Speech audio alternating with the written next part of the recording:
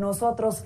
Y para analizar este tema, sobre todo porque es un gran conocedor de ello, hoy hemos puesto, ya lo sabe, sobre la mesa la deforestación en nuestro país. Saludo con muchísimo gusto a Juan Key López. Él es presidente de la Asociación Mexicana de Urbanistas y que tiene pues este tiempo para el auditorio de Mega Noticias MX. Gracias, Juan, por estar con nosotros. Y bueno, a ver, para poder dimensionar este problema al que nos estamos enfrentando, ¿de cuánto es la deforestación en nuestro país? ¿Cuánto es lo que se ha estado perdiendo en los últimos años y que pareciera además una situación imparable?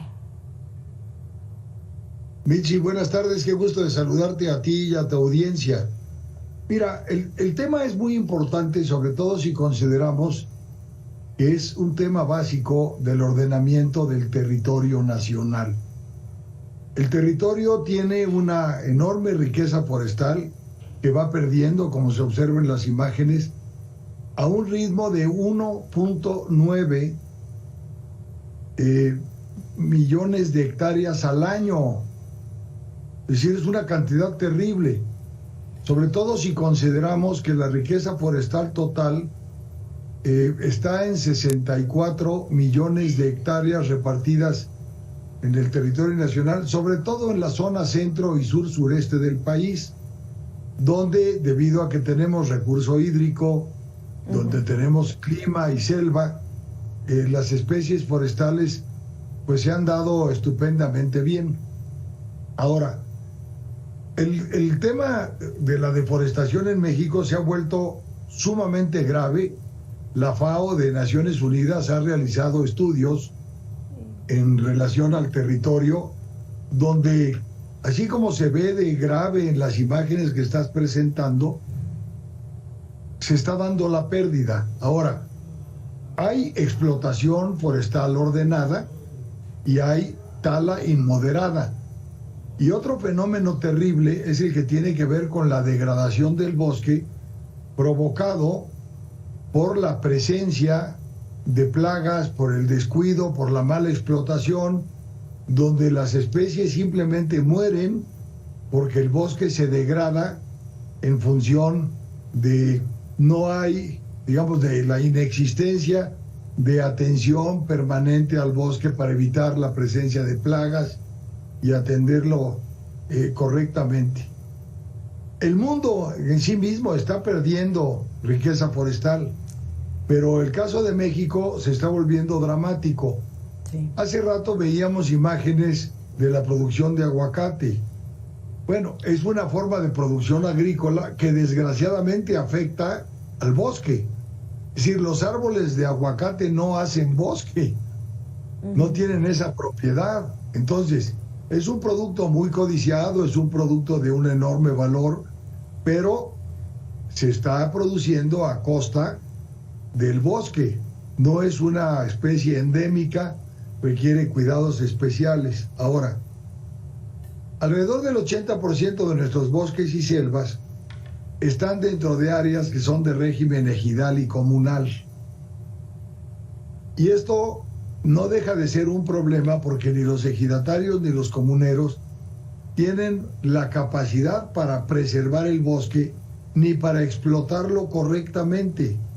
Si una cosa es explotar y esperar la reposición natural de las especies y otra es talarlo para vender leña o en el mejor de los casos para vender maderas finas, como por cierto se ha visto en la construcción del Tren Maya, donde hay imágenes terribles de la deforestación provocada por la obra, que no a través de un manejo adecuado. En el sur-sureste, sobre todo en esta zona de la península de Yucatán, el gran problema es que el suelo es un suelo poco profundo. Sí es un suelo rico en nutrientes, pero cuando uno ve cómo se está cortando la vegetación para dar paso al tendido de vías, en una superficie muy pequeña, muy poco profunda, se dan esas especies que pueden tardar para recuperarse entre 80 y 100 años. O sea, no es un problema de resembrar. El problema es que el suelo es de extrema fragilidad y abajo de él existe un material pétreo que se conoce como Sascabo. Ahora, ¿cuáles son los problemas básicos del sector forestal? Bueno, el primero es inseguridad en la tenencia de la tierra, porque si bien se puede hablar de que son ejidos o son áreas comunes, sabemos que todavía en este país la reforma agraria no ha concluido, todavía hay una serie de juicios de carácter agrario en el tribunal debido precisamente a inseguridad en la tenencia, a duplicidad de propietarios, a propietarios empalmados, etcétera. Los decretos que dieron pie a las áreas ejidales en muchos casos resultan incompletos o contradictorios. Hay una nula organización de los ejidos en términos de tener capacidad para llevar a cabo una explotación forestal comercializable, ordenada, planteando la reposición.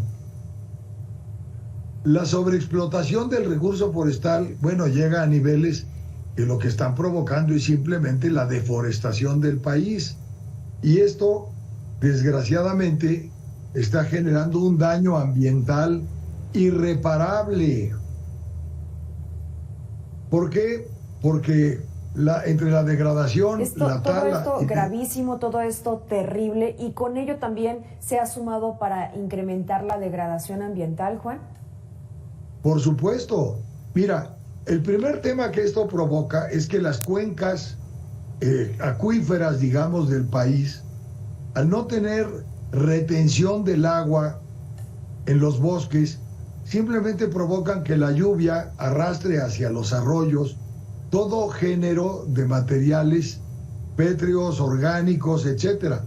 Pero entonces las laderas no son capaces de retener el agua, y al no haber retención y no haber adecuada siembra o producción, simplemente esas tierras se vuelven semidesérticas o desérticas. Tenemos claro que, por ejemplo, al año se talan 36 millones de metros cúbicos.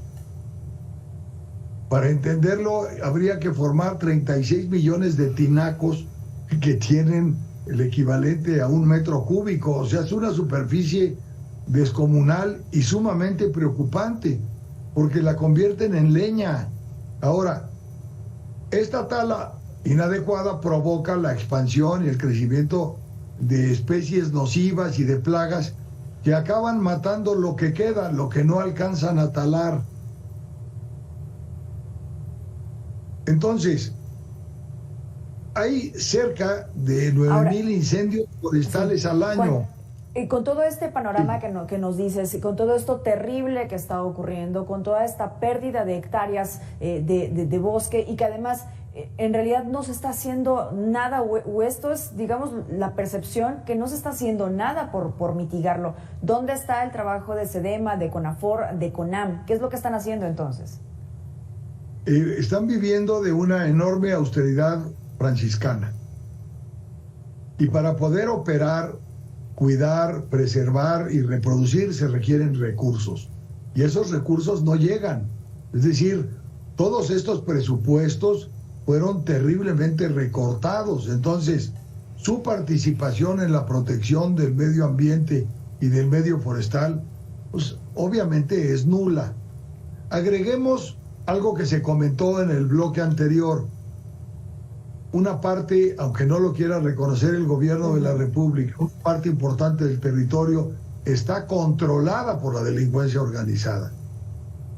Y ese control no solamente está, digamos, se refleja en la opción de drogas, aunque obviamente hay que quitar bosques para sembrar especies, aunque ya también esa siembra ya no es negocio, porque ahora la producción de drogas sintéticas es mucho más rentable, y bueno, ese es un tema aparte. Pero la venta de tierra para poder sembrar, pues qué tal que quitamos árboles y yo te permito que tú siembres maíz, porque ese es otro de los problemas ancestrales de los bosques en México.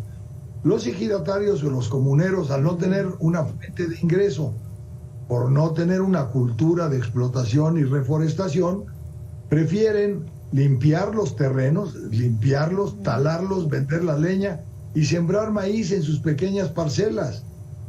Claro, no tienen agua al final del día. Sí, la agricultura y la ganadería, ¿no? También. Bueno, la ganadería, ese es otro tema. Grandes superficies se convierten en áreas de ganado, que además, si hay algo que degrada el medio ambiente es la ganadería. Para tener una idea, producir 1 kilo de carne necesita 1.500 litros de agua. ¿De dónde sacamos el agua? Entonces se perforan pozos, muchos de ellos clandestinos, para mantener los ranchos ganaderos o los agrícolas que antes fueron bosque. Quiero comentar que un elemento que hay que siempre tomar en consideración son los incendios forestales. A ver, en México se contabilizan cuando menos 9,000 incendios forestales por año. Así ya hay una estadística que afectan 327,000 hectáreas al año. O sea, de ese 1.98 millones de hectáreas, 327,000 se pierden simplemente por los incendios forestales. Déjame agregarte otro ingrediente. El crecimiento demográfico en las zonas urbanas, en esas zonas metropolitanas, provocan con su expansión la pérdida de bosque, porque se vuelve más rentable vender el suelo, quitar árboles y hacer desarrollos. Ahora, no tiene que ver solo con la pobreza. Tienes el caso de un sitio como Valle de Bravo, un sitio privilegiado, boscoso, donde muchos desarrolladores inmobiliarios que venden propiedades de muy alto precio hacen una especie de deforestación hormiga, porque es mucho más rentable, a pesar de la prohibición expresa de tocar esa riqueza forestal.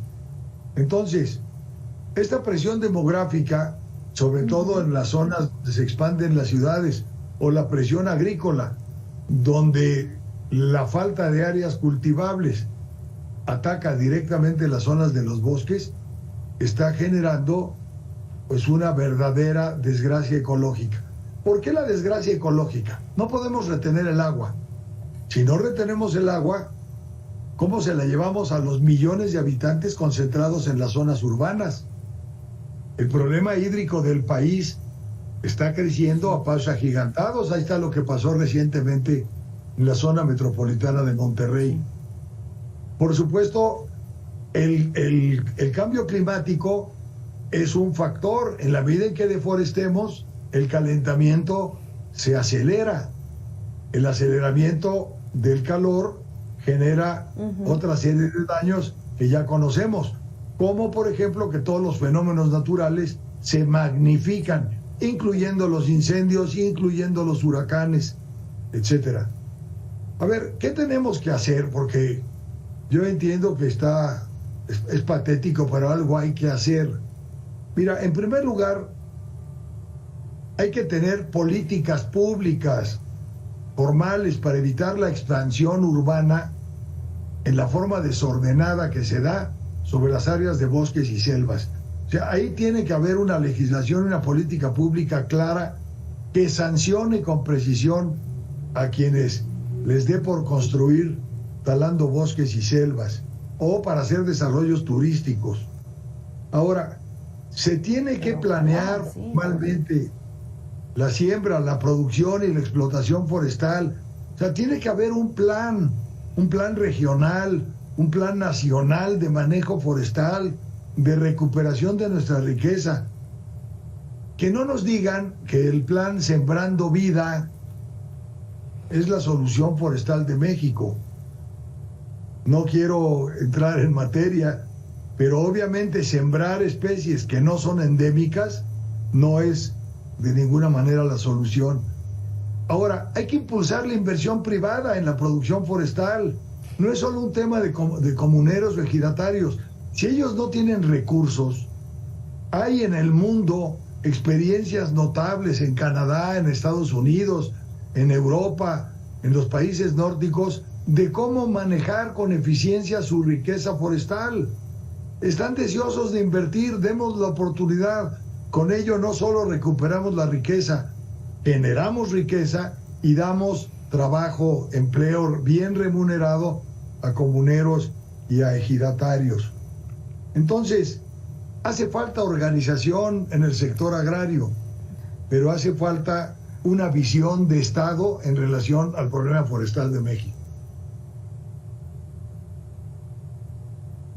Sí, vamos, y conocimiento también, Juan, porque lo que hemos visto es que justamente esto último que nos acabas de decir, que se puedan traer inversiones y que además de alguna forma sea incentivo para esta inversión, se genere riqueza, se generen empleos, pues pareciera que va en sentido contrario, no mirando hacia políticas públicas verdes, de energías renovables, de energías limpias, sino vamos hacia el otro sentido del camino, en donde pues vemos estos casos de éxito de otros países. Tú mencionabas Canadá, y que vamos pues no mirando hacia allá. Yo me quedaría con esto que dices, rentable actualmente, por ejemplo, con el crecimiento inmobiliario, pero para un futuro inmediato, pues está allí, dicho en otras palabras de lo que nos decías, por eso nos está faltando agua, por eso estamos sintiendo tanto calor con estas altas temperaturas que tenemos como consecuencia, y también la erosión de la tierra, que es otra de las grandes problemáticas que nos vamos a enfrentar. Vamos, ya nos está golpeando en el rostro. Juan, como siempre, un placer poder escucharte. Michi, gracias. No es un problema de futuro, es un problema hoy. Gracias por la invitación. Qué amables. Ya, de lo inmediato. Gracias a ti, como siempre, por tu disposición. Juan Calle López, presidente de la Asociación Mexicana de Urbanistas. Usted y yo vamos a la pausa, regresamos con más.